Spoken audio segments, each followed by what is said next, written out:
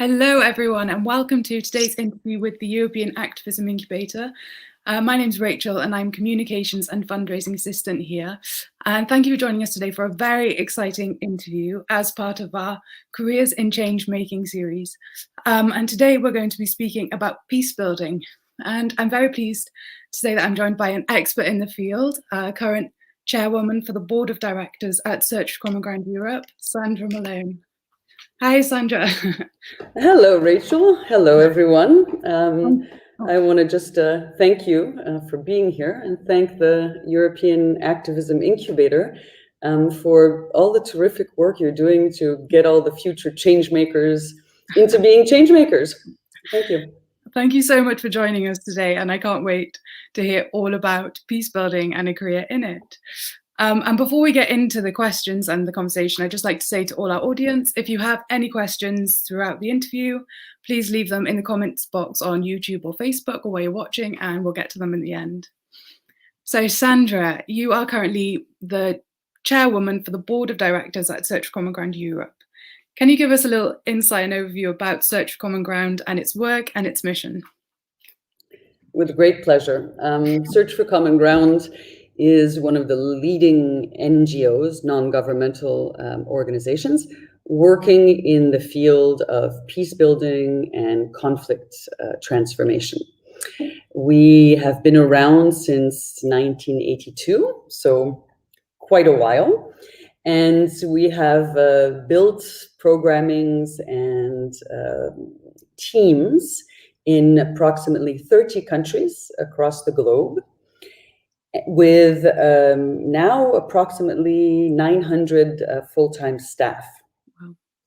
The mission mandate of the organization is to help individuals, groups, and societies to understand the differences that they have, but to find mechanisms through which to resolve them non-violently.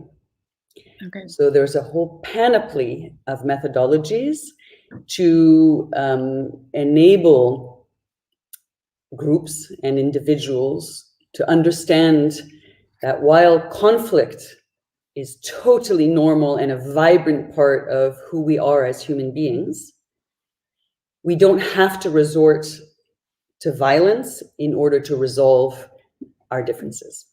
Okay, great. And you've worked with Search for Common Ground since 1995. That's correct. And currently the Chairwoman of the Board of Directors for the Europe sector. What do you do as Chairwoman for the Board of Directors? So, like with any business or any non-governmental organization, the Board of Directors is responsible for the global stewardship of the organization. Search for Common Ground is a family of two organizations, one Belgian organization and one US-based organization. Together, we manage and we lead the totality of Search for Common Ground's programming from Yemen to South Sudan, from Palestine to Eastern Congo. Okay, and what does your career look like before you became Chairwoman of the Board of Directors? For example, how did you start your career in 1995 with Search for Common Ground? So within Search for Common Ground, I was really lucky to have the privilege of starting when Search was rather small. Mm-hmm. I think we were probably 15 people, maybe 20, and of over the years accompanying the development of the organization. I was first hired in the aftermath of the Rwandan genocide to start the Women's Center for Peace in neighboring Burundi, which had similar civil war atrocities and dynamics. And the idea was, how does one enable women, regardless of their ethnic origin, to come together to be an active part of the peace building process in their country? in a country where the patriarchy is, let's just say, strong. Okay. So I started there. And then over the years, I was able to grow into different roles. From, I think I started as a program associate, then I became manager, director, executive vice president, and now I'm not staff. I'm, yes, on the board of directors. And you've mentioned there that you've worked all over the world, and you were part of the Women's Centre for Peace in Burundi. Mm-hmm. How do you find working in such international surroundings, and what approach does Search for Common Ground take to these international and working in different countries? What is the approach that you take? Well, I had the real intrinsic belief, I think, from the day one, that human beings are human beings, to be very simple. Mm-hmm. And while you can't do anything meaningfully in zones of conflict, unless the team who's working on the project is really local. Mm-hmm. The fact is that sometimes it's really useful to have somebody who is not from that conflict and who can see things a little bit differently, because not quite so implicated in the conflict dynamics. So for me, the borders of countries don't really matter. We're connected. You know this from your life. We're connected as human beings, regardless of from whence we come. And what matters to me is having two things. One, the dedication to trying to help human beings, whoever they may be, wherever they may be, to resolve their conflicts and to live in more peace. And two, to have the intelligence, emotionally and intellectually, to understand that you are but a conduit and a little piece of a very big puzzle. So there's a lot of learning, a lot of listening, and a lot of trying to understand what are the dynamics internationally. Mm-hmm. Just so you know, when people are thinking of careers and change making and mm-hmm. linear paths, I find that, you know, maybe there's a linear path somewhere, but very often things develop because you just open yourself to letting them develop. And I think it's very exciting for younger people than I, because you have the opportunity actually to really dive into so many different possibilities. And internationally, if it appeals to you, then you get your street credibility by showing up and by listening, and not thinking you have solutions from outside mm-hmm. necessarily. Okay. And so that's great. So what advice would you give to somebody that was looking at the early stage of their careers to make an impact in their career? Would you have any skills that we might need to look for or to build, or what's your advice? So my first thing would be, don't listen to naysayers, okay? People love to tell you all the things that can go wrong and that won't work, and to hell with them. Because if you don't try and you don't go after what it is that your heart, not their heart, your brain, not their brain, your body, not their body, are leading you to tell you is your path, is your calling, is your next step. You know, life is short, and really seize the moment and don't listen to naysayers. That would be the first thing. The second thing is roll your sleeves up. Just put your heart and your time into what it is that you're passionate about. and nobody can define that for you. Mm-hmm. You can, and you will learn. We each develop our ways, and we find our mission in life at very different moments. Some, are 16 years old and they're like, I know what I want to do, and they go down that path. And most of us aren't like that. And in the current economies and in the state of the world, really, a lot of people pick, choose, try, etc., etc.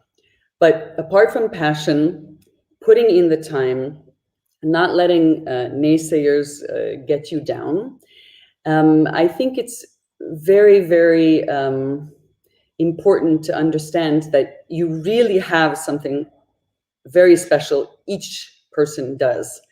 And correlating what you do work-wise as much as possible, as much as you can, with who you are as a person and what your gift to the world is, I think is very, very important. Yeah. And you found peace building and conflict resolution. And can you maybe give us a highlight of your career or demonstrate some true and practical change making that you've brought through your career in peace building? What do you do as a peace builder? So what you do as a peace builder varies tremendously from place to place and instance to instance, because each reality, each village, each conflict dynamic, each country is very, very different. So at Search for Common Ground and with our peer organizations across the globe, there are very many different entree points. We happen to think that, because we've observed success in that very often when conflicts, be they political, religious, gender-related, economic, whatever the conflict, very often the topics are way too scary, literally physically dangerous potentially, that it's really often much better to start on the edges. So for example, we do participatory theater, we do reality TV, we do songs for peace, we do all kinds of things in arts and culture, to name it that, and media, which can do two things. One, reach a lot of people, but reach at a level that is non-confrontational, non-political, doesn't put people in danger, but puts on the table subjects that are usually taboo, sometimes through form of fiction. And from there, enable conversations and joint actions to happen. The works very effectively. Harkening back to what you were asking in the first part of your question there, I think to some people, this type of peace building work comes more naturally than to others. But when I observe the diversity of people and the diversity of backgrounds that they bring to peace building, to Search for Common Ground, to the work that we do, I observe very different types of people. Okay. And that reflects that our societies are really complex. And so you need to build teams that reflect those diversities. And so if you live, for example, in Nigeria, and the Boko Haram conflict that, of course, you know about, then you observe that the only way you can begin to prevent increased violence is to recognize that there are Christians and Muslims, Northerners and Southerners, men and women, that there are people who have formal education, people who don't, and it's together, young people, old people, it's together that people find solutions. Okay. So if you like that stuff, and if you feel like you have, you like to build bridges between human beings, then this sphere of social impact work in conflict transformation is right up your alley, that's for sure. Okay, so that's what you're looking for when you say this suits some, of course, lots of different people, but some personality types. It's looking for that bridge building, and that, and that, I suppose, recognizing the difference as well is part of the need to the what's needed to do it. Yes, and an intrinsic, I would say there are, many not-for-profit organizations, many mission-driven organizations. Of course, what are the underlying values that push you to working into this and that drive you on a daily basis? I mean, for 25 years at Search for Common Ground, and in fact, before that at Amnesty International, when I worked in human rights advocacy, every morning I would really wake up enthused by the luxury of being able to work in something that really turns your heart on. Yeah. And I would wish that for anybody. Yeah. Yeah, great. And so just touching on that, you started off at Amnesty International. Was that your first step into this line of work with Amnesty? Yes, it was the first step into this line of work. I had, of course, well, not of course, but I had quite a number of jobs because, you're young, you don't have money, you come out of university, you're at university, you need to do stuff. So I worked in a couple insurance companies, I taught some English, I taught some French, I did, stuff. And then I volunteered at Amnesty International during the Rwandan genocide. I had gone to high school in Kigali. My father was posted in Rwanda, and I went to high school in Kigali. And so that region in Africa really resonated with me. And Amnesty was working on human rights during the height of the Rwandan genocide, and I really wanted to work there. So that was the first job that just excited me beyond belief, and I started as a volunteer. So this kind of goes back to what you and I were talking about a little bit earlier, which is I found myself doing for a couple years a mixture of full-time paid work in a company, and after that was finished, starting a new day, volunteering. Great. And it's through rolling the sleeves and volunteering that I then was offered a paid position at Amnesty. Grow your experience. And we have a question here from Paulina. Pauline asks, what can a young graduate do in a CV or motivation letter to attract the attention of a recruiter if they are passionate about and aspire to get into peacebuilding? Great question. Thank you, Paulina. Thank you, Paulina. Yes, wonderful question. I have been on the receiving end of a zillion applications and CVs and motivation letters. I will tell you what works with me. What works with me is to do exactly what you underline, which is to put right up front really what motivates you and why.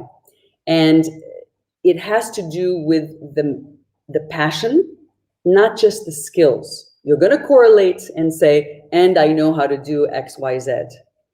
But first and foremost, if you're looking at social impact, if you're looking at motivation, mission-driven organizations or companies, then you need to speak to that.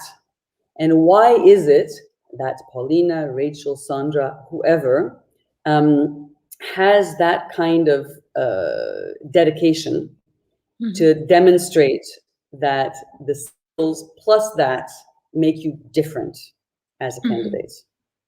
Yeah. And I think the follow-up with that is very interesting.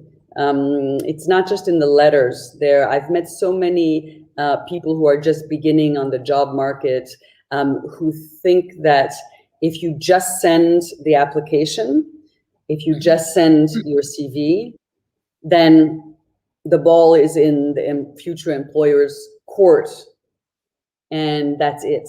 It doesn't work that way. You have to show that grit and that tenacity to I am interested in you. I am interested in this organization. And these are the reasons why. Doing your homework, I can't even tell you what it's like to be on the receiving end of CVs and applications where the candidate doesn't even seem to bother to have done research into who the organization is, what the job's really about, who the people are, and why is somebody going to hire you amidst 200 other applicants if you can't show that caring? And that goes with following up, call, Following up as in, find somebody, on LinkedIn who knows somebody, and then going to them with that. Okay, so you do have to really open yourself to them and contact them. But is there such a thing as going too far and being too out there and eager and breaking some maybe boundaries, I don't know, with recruiters and yourself? Sure, there's always going too far. And I remember, this is what works with me. It's not necessarily what would work with somebody else. Yeah. However, I haven't met too many people who haven't been tenacious and politely, but come back. Because remember, when you're looking for the position, of course, the future employer is it's in their interest to find the suitable candidate, but they have a plethora of choice. Mm-hmm. For you, it's really like it's so intimidating. But remember, the employer does need you, and you have to put your way in, find your path. Yeah. Okay. Well, thank you for that really great advice. We have one more question from Emily, going back to peace building specifically. And she asks, how did you deal with the psychological difficulties of dealing with conflict? And can anyone develop these skills? Thank you, Emily, for that question. Look, for me, there are two things, right? The psychological implications of violent conflict on the people who are in the society at conflict, and then on yourself and on the team with whom you work. One of my primary motivations is to try to alleviate the psychological and other dangerous ramifications of conflict on the human soul. So if you can bring a little bit of hope, a little bit of possibility at moments when people feel there is no light at the end of the tunnel, then for me, that's already like, oh, hallelujah. Like, at least that makes a tiny bit of difference, because that's important. You've got to try to protect yourself in all kinds of ways, taking some time for yourself, talking about the issues. In most societies, people don't talk about the ramifications psychologically of conflict. And you absolutely can develop the skills. There's a whole, literature and trainings, etc., of self-protection, psychological self-protection, but also how you enable others to have the space to suffer less psychologically and to recognize the signs. And it's particularly relevant, these days, in all kinds of places, even places where there's no violent conflict. Well, yeah. Okay, great. Well, thank you very much for answering these questions and all my questions. And thank you for all the advice you've given and all the insight you've given into the peace building field. It's been super insightful. And I think I and our audience are very grateful for your sharing your knowledge with us. It's so wonderful to know there's so many young people and not so young people who are interested in social change, and just reach out to us old fogies who have experience and would love to share our connections and try to help you to succeed. There's such good things to do in the world, and don't let people tell you not to go for them. This is great advice. We all must listen to this. Well, thank you very much, and thank you for watching, everyone. The video will be made available to watch after if you've missed the beginning. and we'll sign off here. So thank you, Rachel. Thanks to European Activism Bye. Incubator. Bye-bye. Bye.